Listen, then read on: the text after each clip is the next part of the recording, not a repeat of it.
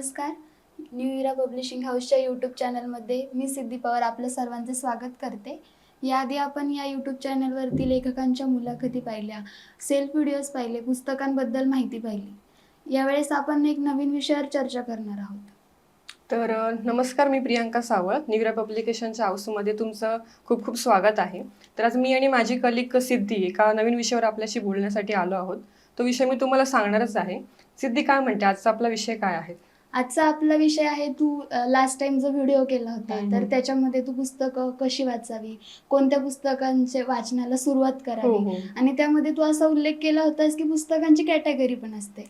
तर काय सांगशील आम्हाला की पुस्तकांची नक्की कोणती कॅटेगरी असते किंवा किती असतात असं? तर पुस्तकांची कॅटेगरी जर तुम्ही म्हणालात तर पुस्तक वाचन जेव्हा आपण सुरुवात करतो तेव्हा मी जसं सांगितलं होतं गेल्या वेळेस की आपल्याला कुठली पुस्तकं आवडतात, कुठल्या पुस्तकामध्ये आपण कम्फर्टेबल आहोत, आपला कम्फर्ट झोन काय, तिथून आपण वाचायला सुरुवात करतो. तर तो कम्फर्ट झोनमधून बाहेर पडल्यानंतर आपण पुस्तकांच्या विविध कॅटेगरीज बघतो.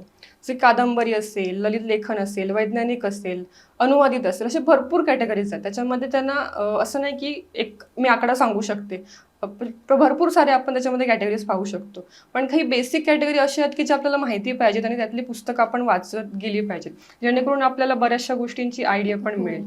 तर तुझं वाचन सुद्धा खूप चांगलं आहे आणि कादंबरी हा प्रकार तू बराचसा वाचतेस, लहानपणापासून वाचत मला आवडते कादंबरी वाचायला. कादंबरीविषयी तू काय सांगशील? कादंबरीविषयी जर आपण बघायला गेलं तर कादंबरीमध्ये लघुकथा आणि दीर्घकथा असे दोन प्रकार पडतात. तर आपण जर दीर्घकथामध्ये जर गेलो तर ते कादंबरीमध्ये मोडतं आणि लघुकथा बाल साहित्य वगैरे जे असेल की लहान मुलांसाठी जे लिहिलं जातं तर ते लघुकथामध्ये तर ते लघुकथामध्ये मोडतं.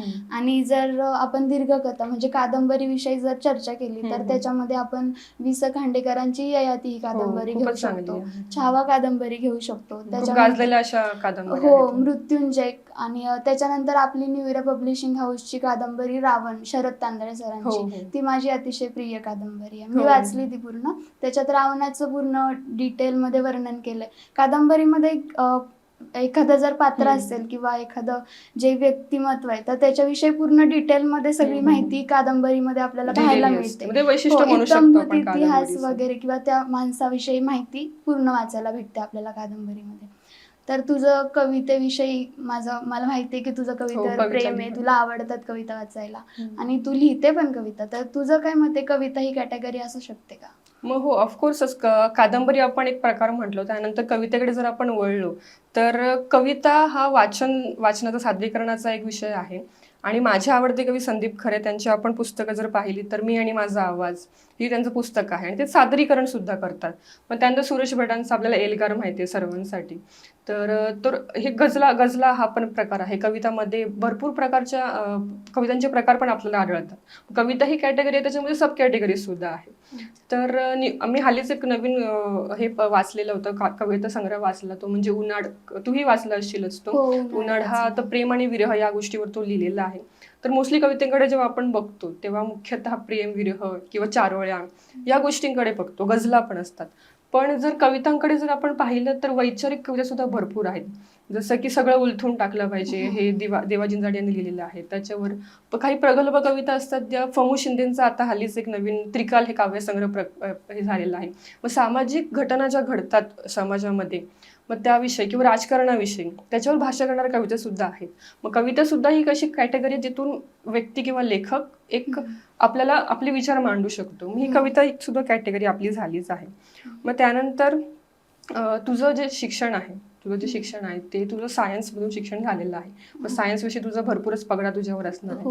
मग सायन्स ही सुद्धा कॅटेगरी होऊ शकते. हा, सायन्स म्हणजे आपण मराठीतून बघायला गेलो तर वैज्ञानिक ही नक्कीच कॅटेगरी होऊ शकते. कारण आपण रोजच्या जीवनात आपण विज्ञानाचा नक्कीच वापर करतो आणि छोट्या छोट्या गोष्टींमध्ये आपल्या दैनंदिन जीवनात सुद्धा विज्ञान सामावलेलं आहे. मग त्याच्यामध्ये वैज्ञानिक ही नक्कीच कॅटेगरी असायला पाहिजे. आपण जेव्हा लहान मुलं शाळेत शिकत असतात तेव्हा त्यांना ते पुरतं मर्यादित असं विज्ञान त्यांना तिथे वाचायला वाचायला किंवा मिळतं. फक्त ऐकायला परीक्षेपुरतीच त्यांना हो, मिळतं. तेवढंच मिळतं. पण त्याच्यापेक्षा पण भरपूर विज्ञानाच्या ज्या गोष्टी आहेत त्या त्यांना समजलं पाहिजे. हो. त्यांना म्हणण्यापेक्षा की प्रत्येक माणसाला विज्ञानाबद्दल सगळं काही समजलंच पाहिजे. त्याच्यासाठी वैज्ञानिक कथा वगैरे आहेत. तसं APJ अब्दुल कलाम आहेत, त्यांचं बियॉन्ड द 2020 ते जे पुस्तक आहे खूपच गाजलेलं ते पुस्तक पण आहे खूप ते. छान पुस्तक आहे त्याच्यामध्ये. त्याच्यानंतर किमयागार जे पुस्तक आहे ते पण गोडबोलेंचं. हो. आणि लहान मुलांसाठी जर आपण विचार केला की सायन्स वाचण्याविषयी, तर त्यांना पण सायन्स विषयी लहानपणापासून जर आपण रुजवत गेलो तर ते अंधश्रद्धेपासून थोडेसे दूर जातील असं मला वाटतं. आणि जी योग्य कारणं आहेत आपल्या दैनंदिन जीवनात काही घटना होतात ती त्यांना योग्य कारणांपर्यंत पोहोचवण्याचं काम हे विज्ञान करतं. त्यातूनच हो, विज्ञानापासून निर्माण होते. आणि ते लहान मुलांचं जे काही शंका असतील तर ते विज्ञानामुळे दूर होतील. आणि पालकांनी त्यांना विज्ञानाविषयी अजून वेगवेगळी पुस्तकं दिली पाहिजेत असं मला वाटतं. आता आपलं नवीन आलेलं आहे सायंटिस्ट खोपडी, खूपच आपलं असं नितीन वेगळाच विषय सरांचं आहे आत्ताच हा, आलेलं ते विज्ञानामधला. लहान मुलांसाठी खूप चांगलं पुस्तक आहे. त्याच्यात 27 शास्त्रज्ञ आहेत की जे आपल्याला माहित नाहीयेत. भारतातले परदेशातले असे 27 शास्त्रज्ञांचा समावेश त्या पुस्तकात आहे. आणि खूप छान पुस्तक आहे, लहान मुलांनी वाचावं असं. जसं की इस्रो पण आहे, इस्रो विषय पण त्यांचं खूप गाजलेलं पुस्तक आहे. हो, ते आपले भोवताल ती पुस्तकं लहान मुलांसाठी खूप चांगली पुस्तक आहेत ती.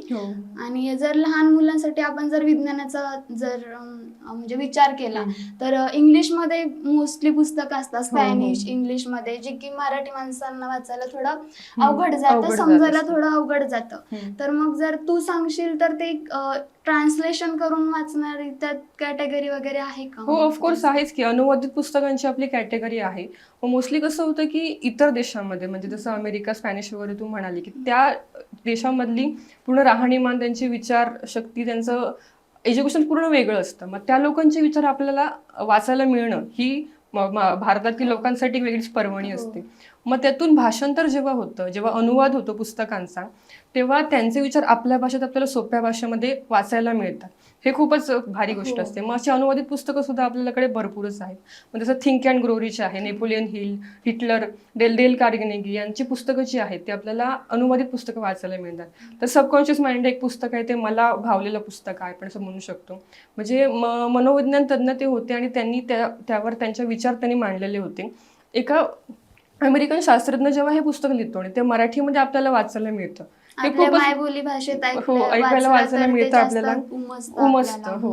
आणि बरोबर. जसं की आता ही अनुवादित पुस्तकं जी आहेत ती मुख्यतः मोस्टली तरुण पिढीला वाचायला आवडतात, कारण तिथल्या लोकांचे विचार आपण आता ऑब्झर्व करायला शिकलोय. तिथल्या लोकांचे विचार, त्यानुसार आपल्याला अभ्यासामध्ये पण त्याचा खूप फायदा होतो.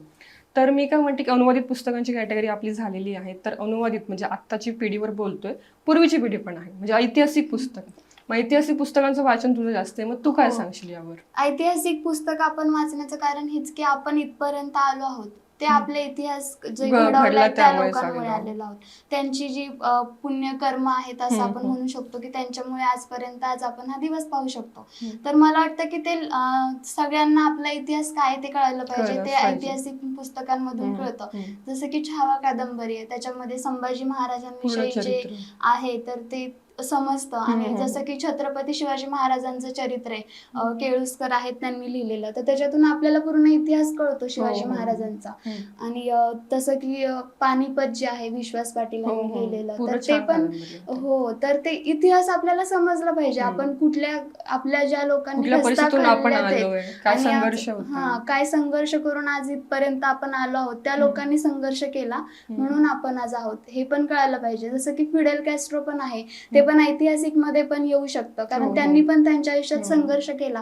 काही लोक त्यांना चुकीचं ठरवतात, काही त्यांच्याविषयी मत चुकीचं आहे, पण आपण आता नवीन न्यूयॉर्कचं पुस्तक आलंय फिडेल कॅस्ट्रो, तर त्याच्यामध्ये त्यांचं पूर्ण वाचायला भेटेल आपल्याला, त्यांनी कसा संघर्ष केला, कुठे त्यांच्या चुका होत्या, आपण कुठे त्यांना चुकीच्या पद्धतीने पाहतोय हे त्या पुस्तकामध्ये पण आपल्याला पाहायला मिळेल. तर ऐतिहासिक पण ही एक कॅटेगरी होऊ शकते. आणि ऐतिहासिक मध्ये जर गेलं तर आपण नाटक वगैरे पण इतिहासामध्ये होत होतं, तर नाटक पण ही कॅटेगरी असते. तर तुला काय सांगायचं नाटक? तर नाटकाविषयी सांगायचं झालं तर नाटक हे मोस्टली सादरीकरणासाठी आपण बघतो, म्हणजे त्या दृष्टिकोनाने बघतो की नाटक हे सादरीकरणासाठी असतात, स्क्रिप्टेड वगैरे लिहिलेली असतात आणि मग सादरीकरण.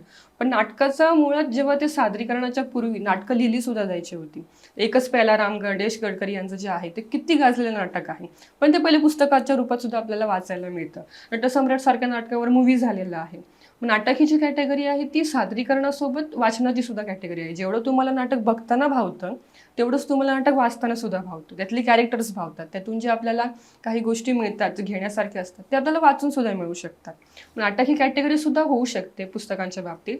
मग नाटकामध्ये तर तुम्ही वाचायला गेलात तर जसं मी सांगितलं की नाटकांचं सांगितलं की एकच प्याला हे एक नाटक आहे, नटसम्राट सारखे नाटक आहे. त्यानंतर रायगडाला जेव्हा जाग येते किती गाजलेलं नाटक आपण म्हणू शकतो. या नाटकांची सुद्धा एक वेगळीच कॅटेगरी आहे, त्यांचं एक वेगळं अस्तित्व आहे असं आपण म्हणू शकतो. तर नाटकानंतरचा विषय जो आहे, म्हणजे जर आपण पुढे गेलो तर जसं आता तू आत्ताच म्हणाले की आत्मचरित्र वगैरे विषय असतो की पूर्ण शिवाजी महाराजांचं चरित्र आपण वाचतो. तर चरित्र आणि आत्मचरित्र हे दोन भाग वेगळे पडू शकतात का, म्हणजे नक्की काय पडू सांगशील? शकतात. कारण आपण जर चरित्र पाहिलं तर ते माणसाने एखाद्या व्यक्तीने समोरच्या व्यक्तीवरती किंवा दुसरी व्यक्ती तिच्यावरती लिहिलेला जो आपण पुस्तक म्हणू शकतो, तर ते चरित्र या कॅटेगरीमध्ये मोडतं. आणि जर आत्मचरित्र पाहिलं तर ते स्वतःवरती लिखाण केलेलं किंवा स्वतःच्या जीवनावरती लिहिलेलं पुस्तक म्हणू शकतो आपण, तर ते आत्मचरित्र या कॅटेगरीमध्ये मोडतं. तर चरित्रामध्ये जर आपण पाहायला गेलो तर आपण त्यामध्ये स्टीव्ह जॉब्स यांचं चरित्र पाहू शकतो, संभाजी महाराजांनी लिहिलेलं त्यांचं चरित्र पाहू शकतो. त्याच्यानंतर आताच मी सांगितलं की फिडेल कॅस्ट्रो, प्रणित पवार यांनी लिहिलेलं फिडेल कॅस्ट्रो, ते पण चरित्र खूप डिटेल मध्ये लिहिलं जातं.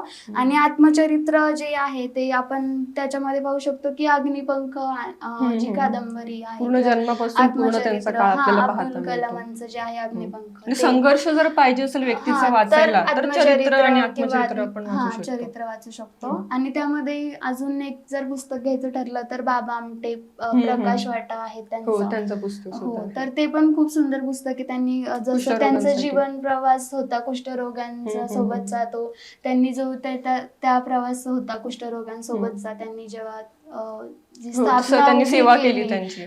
तर तो विषयीचा प्रवास पण आपण त्या पुस्तकामध्ये वगैरे वाचू शकतो. आणि आता आपण जर न्यूराचं पुस्तक घेतलं आत्मचरित्रामध्ये तर बाबासाहेब आंबेडकरांचं माझी आत्मकथा, तर त्याच्यामध्ये आंबेडकरांचं जे आहे बाबासाहेबांचं पूर्ण चरित्र लिहिलेलं आहे. त्यांचा पूर्ण संघर्ष आपल्याला वाचायला मिळतो पूर्ण त्यामध्ये. जन्मापासून ते नंतर पर्यंतचा पूर्ण संघर्ष किंवा त्यांनी केलेले नवीन शोध वगैरे असतील तर त्याच्यामध्ये, आणि त्यांनी लिहिलेलं आपलं संविधान वगैरे आहे, तर त्याच्याविषयी सगळं वाचायला मिळतं डिटेलमध्ये. तर चरित्र आणि आत्मचरित्र हा सुद्धा एक कॅटेगरी म्हणू शकतो. हो, नक्कीच. तर मग संदर्भ ग्रंथ हा सुद्धा एक आपल्याला प्रकार पाहता मिळतो. तो मोस्टली चरित्र किंवा इतिहासाची हे असतो, निगडित असतो. तर यामध्ये मराठ्यांच्या पाऊलखुणा आपलं पुस्तक आहे. ते संदर्भ ग्रंथ म्हणजे काय आहे की आपण शोध करून लिहिलेले ज्याचे पुरावे असतात आणि त्याच्या कोणत्या तरी पुराव्याच्या आधाराचा संदर्भ दिलेला असतो, म्हणजे त्या अस्तित्वात असणाऱ्या गोष्टी काल्पनिक म्हणू शकत नाही, तर खरंच अस्तित्वात आहे त्याचा पूर्ण अभ्यास करून आहे असं लिहिलेलं म्हणजे संदर्भ ग्रंथ. जसं की मराठ्यांच्या पाऊलखुणा हे पुस्तक आहे, तर त्याच्यामध्ये पूर्ण संघर्ष लिहिलाय, त्याचं डेट वगैरे असेल किंवा वेळ वगैरे काही गोष्टींची, तर पत्रे वगैरे मिळालेली असतात. त्या पत्रांमध्ये खूप डिटेल मध्ये त्यांचं जे फोटो वगैरे असतो ते त्याच्यामध्ये असतं, मिळतं आपल्याला नक्कीच संदर्भ ग्रंथ. संदर्भ ग्रंथ ही पण एक खूपच अशी उपयुक्त अशी म्हणू शकतो की ज्यांना ऐतिहासिक अभ्यास वगैरे करायचा असेल. संदर्भ ग्रंथ ऐतिहासिक मध्येच येतो, फक्त ते संदर्भ एखाद्या गोष्टीचा जो असतो तो, मग तो ऐतिहासिक स्थळांचा वगैरे आपण म्हणू शकतो. तर स्थळावरून एक प्रवास वर्णनाची पण वंशावळ नावाचा जो प्रकार असतो तो संदर्भ ग्रंथामध्ये आपल्याला नक्कीच पाहायला मिळतो. कारण वंशावळ ही डेट वाईज किंवा त्या माणसांच्या आधीपासूनचे जे पूर्वज आहेत ते तिथपर्यंत आहेत आणि त्यांचा नक्कीच संदर्भ लागल्याशिवाय ते तिथे आपल्याला पुस्तकात. आणि त्याचसोबत आता आपण जर स्थळांविषयी बोलतो, प्रवास वर्णन पण अनेक लोक लिहितात. प्रवास वर्णन ही पण एक कॅटेगरी होऊ शकते.